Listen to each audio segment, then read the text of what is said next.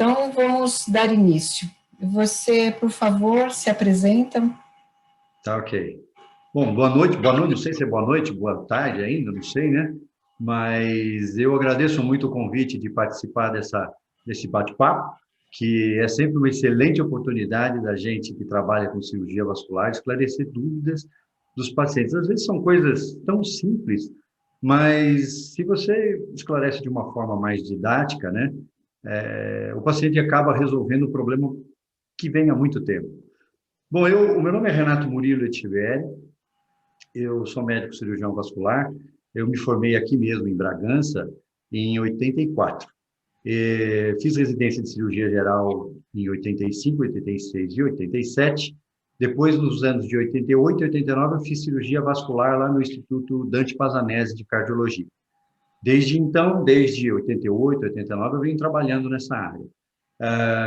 Atualmente, eu sou médico militar aposentado do Hospital da Polícia Militar, fiquei lá trabalhando por 30 anos, e como cirurgião vascular, mas nos últimos 5 anos como administrador, né?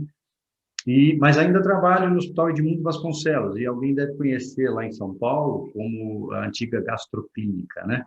Que fica ali na 23 de maio, perto do antigo Detran. Enfim, faço ambulatório e cirurgias lá. E nós temos uma equipe que faz todo tipo de cirurgia vascular, tanto endovascular como cirurgias convencionais e tal.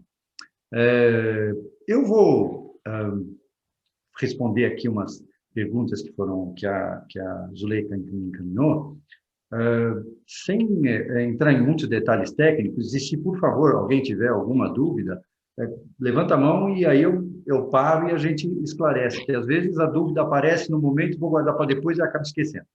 Tá bom? Então, eu vou fazer as perguntas para você e você responde, ok? Ok. A nossa reunião fica gravada. Perfeito. Depois vai para o meu canal no YouTube e eu compartilho os links para vocês multiplicarem, tá bom? Perfeito. Então, vamos lá. A primeira pergunta é, tenho 72 anos, posso fazer radiofrequência das varizes e safena magna? Tenho refluxo de safenas nos membros inferiores. Então, a resposta é sim.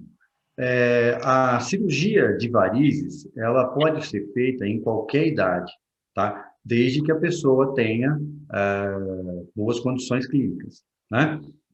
A radiofrequência, que é o que a pessoa pergunta aqui, é um tipo de técnica para se retirar a safena.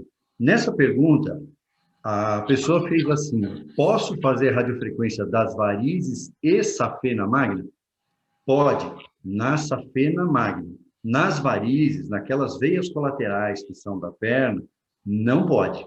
Todas essas veias colaterais, seja laser ou seja radiofrequência, elas têm que ser retiradas por microincisões e por quê? Elas são muito, muito, muito superficiais. Qualquer coisa que você usar ali para queimar, seja a espuma, seja laser, vai manchar a pele, vai queimar a pele.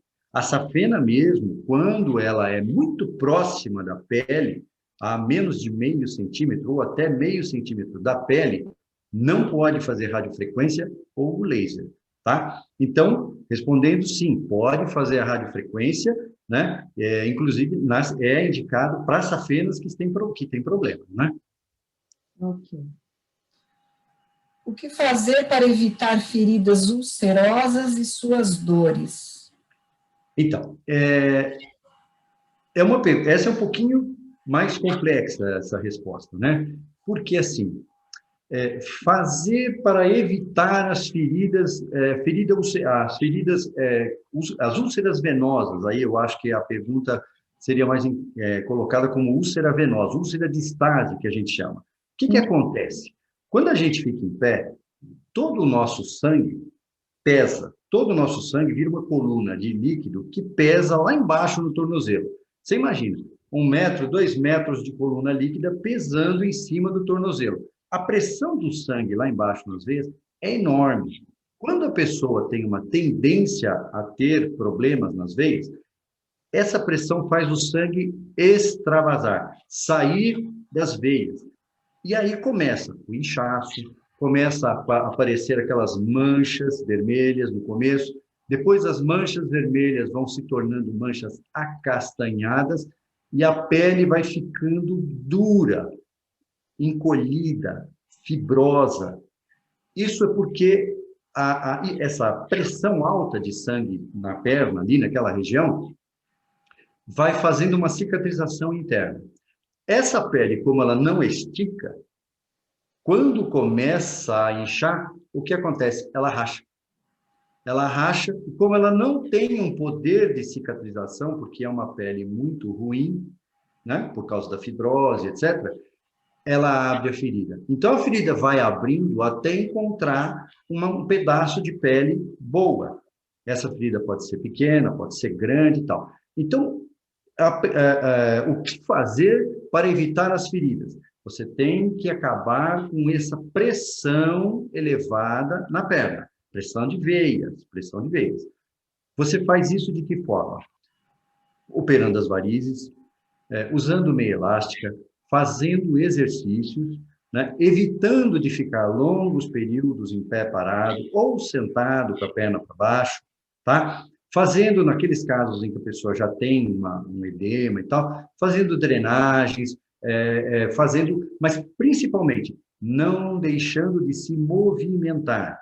Quanto mais parado e para baixo ficar a perna, pior vai ficar. Claro que tem... cada pessoa é um caso à parte, né? Você pode ver que vocês podem conhecer pessoas que têm as pernas lotadas de varizes e não tem nada. E outras pessoas que a perna não parece ter varizes, mas a pessoa tem a ferida. Isso é por causa da insuficiência, do problema das veias internas, tá? Muitas vezes as veias externas, elas não causam tanto problema, é mais as veias lá de dentro. Essas precisam ser tratadas, mas se tem varizes e é causa de úlcera, precisa operar. Então, operação, uso de meia, exercícios, dormir com a perna um pouquinho para cima, né? E evitar ficar em pé, parado e tal. Algumas coisinhas como a dieta, rica em fibras e tal, são fatores que podem ajudar, mas não é o principal. O principal é evitar a pressão alta das veias lá embaixo, né? Acho que é isso aí, né? As dores da úlcera, é só tratando a úlcera mesmo que você consegue evitar a dor, né? A dor de úlcera venosa normalmente não dói muito. A que dói mais é a úlcera de hipertensão, que é muito dolorosa. A dor venosa, às vezes a pessoa tem uma feridona grande, mas não incomoda muito. Mas, enquanto não fecha, tem dor. Aí é só analgésicos, tratar a ferida, pomadas, repouso, e aí, acabando a ferida, acaba a dor. Né? Uhum. Tratar a causa, né? Podemos passar para a próxima? Pode. Tenho pés inchados e muito doloridos. As dores são por conta do inchaço? O que eu posso tomar para esse tipo de dor? Então, veja bem, o pé inchado e dolorido, o inchaço em si, ele tem causas vasculares, tá? Como, por exemplo, a gente acabou de falar, a hipertensão venosa e varizes podem causar inchaço. O linfedema, que é uma doença dos vasos linfáticos, que a perna não drena a água que chega no pé, e a pessoa fica, às vezes, com aquela perna parecendo perna de elefante, sabe? Vocês já viram? Elefantíase. Então, são causas de inchaço da parte vascular. Mas veja, pés inchados e doloridos nem sempre é um problema vascular. Se você tem o pé inchado e dolorido, mas no final do dia, que é aquele inchaço e aquela dor que aliviam quando você repousa, quando você põe o pé para cima, quando você faz uma massagem, isso pode ser um inchaço de origem vascular. Mas se você já acorda com o pé inchado, dolorido, a articulação dolorida, a articulação pode estar, você aperta, ela está dolorida, ela pode estar vermelha, tá? Aí já pode ser um problema reumatológico, tá? Um problema de ordem inflamatória. tá? Outra coisa que pode dar inchaço e dor nos pés são processos de inflamação, ou seja, erisipela, celulite, flebite, tudo isso também dá, tá? A pergunta, assim, inchados e muito doloridos é um pouco genérico, precisaria ver realmente como é mais esse inchaço, se é de manhã, se é de tarde, se é de noite, e se dói quando aperta, ou se não dói de jeito nenhum, ou só dói quando anda. Aí a gente consegue direcionar um pouco mais se é uma dor de origem vascular ou reumatológica, ou pode ser até ortopédica também, né? Uhum. Eu acho que a próxima pergunta tem um link com essa aí, né? A pessoa, minhas pernas e pés incham muito, tem dias que não consigo andar, né? O que fazer? Então, a primeira parte realmente a resposta é da questão anterior, né? O inchaço pode ter todas essas causas. O que devo fazer, né? Bom, primeiro de tudo, a pessoa que tem esses pés inchados, se eles incham cronicamente, já faz tempo, a primeira coisa é consultar um clínico geral, tá? Por que o clínico geral? O clínico geral vai afastar se você tem pressão alta, se você tem algum problema cardíaco, se você tem algum problema, até eventualmente um problema circulatório, e com base nisso, ele vai te direcionar para ou tratar já a causa base, se tiver alcance dele, né, se for uma pressão alta ou alguma coisa assim, ou ele vai vai te encaminhar para o especialista. Porque o clínico geral, ele pode ver se essa dor pode ser de origem reumatológica, se pode ser de origem vascular ou ortopédica.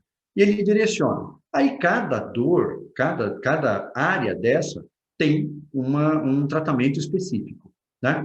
Se tiver algum problema reumatológico, como gota, etc., vai ter que tomar aqueles anti-inflamatórios, etc. Se é uma parte ortopédica, eventualmente vai ter que fazer fisioterapia e coisa. Se é da parte vascular, tem que saber a causa, se é uma insuficiência venosa, usar as meias, se tiver que operar, ou fazer drenagem e tal. Então, é mais ou menos isso. Começa por uma consulta com um clínico geral, e ele vai direcionar você depois para a área de interesse de cada especialista, tá? Ok. Vamos lá. Daflon ajuda na insuficiência venosa e ajuda a não ter úlceras, né? Então, o Daflon, ele é um medicamento já bastante antigo e ele é bastante usado em cirurgia vascular. Mas veja bem, o Daflon, Venocur, Vecastem e etc., todos esses medicamentos que a gente chama de flebotônicos. Flebo é veia, tônicos é fortificante. O flebotônico, ele fortifica a musculatura que tem dentro das paredes das veias, tá? Ele não faz milagre, ele é um coadjuvante, tá? Então, se assim, o Daflon ajuda na insuficiência venosa, ajuda, mas ele não acaba com a insuficiência venosa, tá? Ele ajuda muito se você tem pé cansado, perna inchada, perna que dói no fim do dia, aquele cansaço, aquela perna inquieta que você não consegue, quando você deita, a perna não para quieta. Para isso, essas medicações, o Daflon, o Vecastem, etc., eles são ótimos. Mas, lembra, lá atrás, precisa andar, precisa fazer, ou atividade física, né? Andar, usar meia elástica, consultar o vascular para saber se você tem ou não que fazer algum tipo de cirurgia, né? Então, o Daflon não previne, como na segunda parte da pergunta aqui, ele não vai prevenir você de ter úlceras. Ele é um coadjuvante no tratamento do problema das varizes. Tá? Então, ele ajuda, mas não é definitivo. Não é só ele que ajuda. Ok. As varizes são hereditárias? São hereditárias e para tristeza das moças, cada 3 moças para cada 2 ou um homem. Tá? Em cada 3 mulheres tem varizes, um homem vai ter. Mas também fica tranquilo, porque quando o homem quer ter varizes, só ele tem. É cada variz horrorosa que, pelo amor de Deus, eu prefiro operar 10 mulheres do que operar um homem. É a único consolo disso tudo é que o homem não liga muito para a estética da perna. Então, você corta à vontade. As moças, não. Você tem que fazer cortinhos pequenininhos para ficar estético e bonitinho.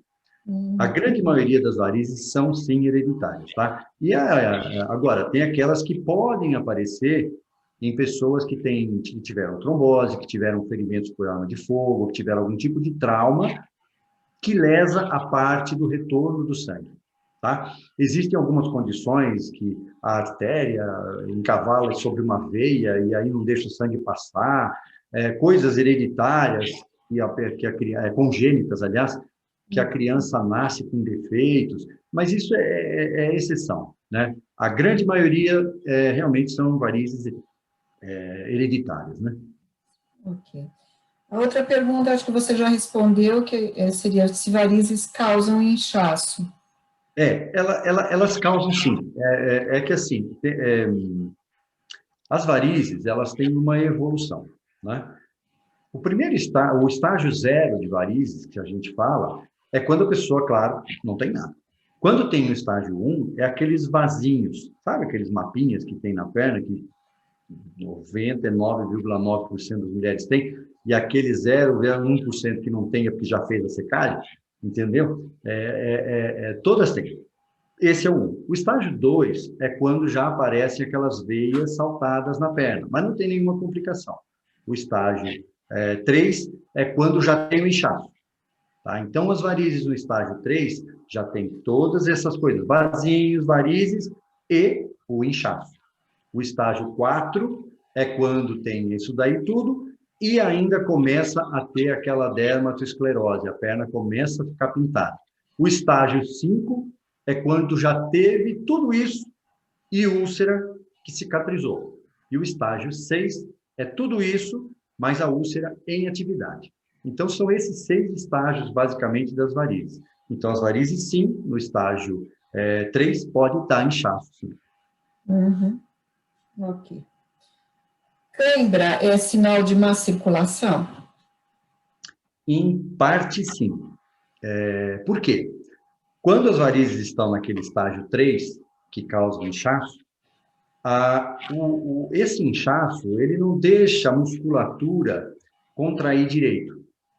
E a musculatura não contraindo direito, o líquido tende a continuar na perna. O músculo não respira direito, tá? E aí começa a acontecer o que a gente fala, que é a produção de energia pela fermentação. E aí produz ácido lático que dá a cãibra, tá? Que assim, para entender de uma forma mais simples, todo o nosso músculo, quando trabalha, ele respira. Por respiração, a gente entende, uma sequência de coisas químicas, etc., que aproveita muito o oxigênio e tudo mais. Quando você não tem oxigênio, essa produção de energia que o músculo precisa, ela se faz através de fermentação. Tá? Existe a fermentação, né, nesse processo. Como consequência da fermentação, se produz ácido lático. Tá? E aí esse ácido lático que faz uma grande causa de cãibra. Veja bem, cãibra, gente, ela pode dar em várias situações. Excesso de exercícios, ficar muito tempo parado na mesma posição, fazer coisas que você não está acostumado a fazer e, de repente, você começa... Hoje eu vou arrumar a casa, hoje eu vou botar tudo abaixo. Ótimo, beleza. Só que você vai mexer muito musculatura que você não está acostumado. E aí, depois, você acumulou ácido lático naqueles músculos e vai doer, vai dar cãibra. Não só nas pernas, em todo lugar. Né? A cãibra pode ser causada por varizes, mas não só varizes, tá? Na verdade, ela tem vários... ela pode se dar por vários motivos, não é isso? Assim, eu dou aula de yoga também para essa turma. E muitas, né, muitas têm problemas de câimbras em algum momento, né, mas não é sempre. E tem gente que, por exemplo, tem câimbras à noite, né? Yoga com câimbra. Isso Normalmente, é investigação. Então, normalmente, Zuleika, essas pessoas que têm cãibra mais noturna, quando ela relaxa a musculatura e a musculatura está embebida, que tem ácido lático, etc., dá a cãibra. Nas suas aulas, o que acontece? Muitas pessoas fazem aqueles alongamentos, aquelas posições que o yoga faz, e o músculo estira, o músculo estica. Isso provoca uma coisa que a gente chama de reflexo de estiramento do músculo. Todo músculo, ele é umas fibras que fazem isso aqui, ó. Quando ele contrai, ele faz isso, quando ele relaxa, ele faz isso. Se você relaxa ele demais, tem um reflexo que faz ele contrair. E quando ele não está esticado, ele não consegue contrair, aí ele contrai e pum, aí dá cãibra. Entendeu? Então, por isso o alongamento, por isso o aquecimento, que faz com que o músculo fique flexível. Se a pessoa não se aquece direito na hora de fazer qualquer tipo de exercício, está fadado a ter cãibras depois. Né? Que existe, né, a sabedoria popular, está com cãibra, come banana. A cãibra, Sim, né? uma das causas da cãibra, ela pode ser a queda de potássio. Por isso que se fala da banana, né? Mas, assim, isso acontece muito em pessoas que tomam aqueles diuréticos que são esfoliadores de potássio. A pessoa tem pressão alta, tem que tomar o diurético, principalmente o Lasix, né? Ele joga muito potássio para fora. E aí a pessoa, se não repõe, vai acabar tendo cãibra. Comer banana sobre isso daí. Vamos lá. A próxima. Hemorroidas são varizes? São sim, são sim. As hemorroidas, elas obedecem à fisiopatologia, o surgimento da hemorroida é exatamente igual ao das varizes comuns. O que são as varizes comuns? Veias que se dilatam e se tornam tortuosas pelo aumento de pressão do sangue e por fraqueza da parede. Tá? Tem essas duas coisas que tem que acontecer. Aumenta a pressão do sangue lá dentro da veia e tem que ter uma fraqueza de parede genética hereditária. Lembra que a gente perguntava das varizes hereditárias? Então, essa hereditariedade, ela afeta praticamente todas as veias. É que as veias do corpo, dos braços, elas não se dilatam porque a pressão é sempre baixa. Mas as do plexo hemorroidário, da perna e tal, estão sujeitas a esse aumento de pressão e aí elas se dilatam. Não é uma coisa rápida, é lenta, mas principalmente na hemorroida, você tem a associação da constipação, da prisão de ventre. Tá? A pessoa não consegue ir no banheiro e quando vai, muitas vezes faz muita força para evacuar. Toda essa força que você faz na barriga, ela é transmitida para o plexo hemorroidário. Imagina, aquela veinha lá, coitadinha, tão frágilzinha, se você bota força, ela dilata. E o problema é que depois ela não volta. É como as varizes normais, varizes de pernas. Você tem que retirar. Se você não retira, não tem jeito. Aí é com o proctologista, né? Sim. É como pessoas que têm parto normal, Isso. vários partos assim em seguida, e elas aparecem, né? É uma das causas de varizes, número elevado de gestações. Tá? Normalmente, as moças, quando têm o primeiro filho, só se tiver um antecedente muito forte na família de varizes, não aparece nada. Aparece um certo desconforto na perna durante a gestação e tal. Mas, na segunda gestação, ela normalmente fala, doutor, na primeira não teve nada, olha agora, estourou tudo na minha perna. Porque é exatamente isso. A primeira gestação, o útero força, né? O útero força, cresce e esmaga a veia cava e as veias ilíacas. E não tem jeito, o útero tem que crescer, né? Então, o nenê é 5, 4, 3 quilos, é pesadão em cima das veias. Então, ele dificulta o retorno do sangue e se a pessoa tem a tendência hereditária de ter varizes, aquela fraqueza da parede dilata a veia, tá? E acaba tendo hemorroida também, porque o mecanismo é o mesmo, né? Ok. Bom, o Zoom já nos avisou que nós temos 6 minutos. Vixe, só? Você viu, passa muito rápido. Caramba! As nossas rodas, quando são boas, elas passam mais rápido ainda. Ó, nós estamos na 10ª pergunta, eu tenho 20, então eu acho que vai dar mais ou menos isso. Fazemos mais 2 perguntas e a gente e retorna, né? Vou responder um pouco mais rápido. Não, fica tranquilo que dá tempo. Tá. A explicação está ótima. A próxima pergunta seria: má alimentação pode ser uma causa das varizes? Do mesmo jeito que a gente explicou a constipação, né, que dá a hemorroida, a má alimentação causando constipação também ajuda na formação das varizes, pelo mesmo motivo. Você vai no banheiro para evacuar, você faz aquela força, e essa força é transmitida para o plexo hemorroidário e para as pernas. Tá? Então, pode sim, uma alimentação pobre em fibras, né, em que te obrigue a fazer força na hora de evacuar, vai fazer você vai colaborar, não é que só causa isso, não. Vai colaborar para ter varizes, tá bom? Não é uma forma exclusiva de ter varizes, não. Eu me alimento mal, vou ter varizes, não. Você tem tendência, etc, etc, etc. Se alimentando mal, vai ajudar a desenvolver as varizes. Seria uma das causas, né?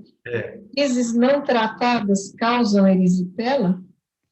Não. A erisipela é diferente de varizes, tá? Erisipela, ela é uma infecção. Infecção é quando uma bactéria entra na pele, tá? A erisipela é uma infecção de pele causada por uma bactéria oportunista. Pode ser quando vai no pedicure, pode ser quando aparece uma frieira no dedo, pode ser quando machuca com um prego, quando raspa, um pernilongo que pica e depois a gente coça. A bactéria da própria pele entra no nosso organismo e ali encontra condições de proliferar. E fica aquela perna vermelha, muito dolorida, com febre alta, a pessoa passa mal. Essa é a erisipela. Varizes podem, assim, indiretamente causar, ajudar na erisipela quando elas estão naquele estágio 3, que causa o inchaço. E o inchaço é comida de monte para as bactérias que entram pela pele. Então, indiretamente, pode ajudar, mas varizes não é causa de erisipela. Erisipela é causada por uma bactéria que entra na pele. Ok. Qual tipo de cirurgia para retirada de safena com refluxo e até que idade pode ser feita? Então, a safena, quando ela precisa ser retirada, ela pode ser retirada basicamente por 3 métodos. A retirada cirúrgica, que é aquele que você faz um cortinho na virilha, um cortinho no tornozelo, passa o flebo extrator e arranca a safena. Essa é a safenectomia clássica. Você pode usar o laser ou você pode usar a radiofrequência, naquelas condições que eu falei lá atrás. Basicamente, são essas 3 situações em que você pode usar a safena, tentando preservar a parte estética. Quando o paciente não pode fazer cirurgia de varizes, a tradicional, você pode fazer aquela espuma, que vocês já devem ter ouvido falar também. A espuma nada mais é do que você injetar um líquido que seca a veia. Só que o resultado estético, esquece, é horroroso. Mas é para aquela pessoa que não tem condições clínicas de fazer cirurgia. Então, respondendo aqui até que idade pode ser feita a safenectomia? Qualquer idade, desde que a paciente faça avaliação pré-operatória, anestésica, cardiológica e possa ser submetida a uma cirurgia que pode sangrar um pouco. Se pode, não tem problema, o risco é muito, muito menor do que o benefício que ela vai ter, então pode operar. Tanto faz o método. Claro que se fizer esses 2 métodos que são menos invasivos, melhor ainda, né? Você tem uma ideia, a cirurgia de varizes convencional exige que você repouse 15 dias. Com laser e radiofrequência, 2, 3 dias, tá bom, pode andar. Né? Mas tem que usar meio, não pode tomar sol, um monte de coisa. Mas a recuperação é muito rápida. Mas pode fazer, não tem idade limite. Estando bem de saúde, não tem idade. Ok. Bom, eu acho que a gente pode sair e voltar para o segundo tempo e pelo mesmo link, ok? Faz link de novo? Entra de novo. Isso, você entra naquele mesmo link que eu te mandei. Tá. Ok? Até já, Okay. meninas.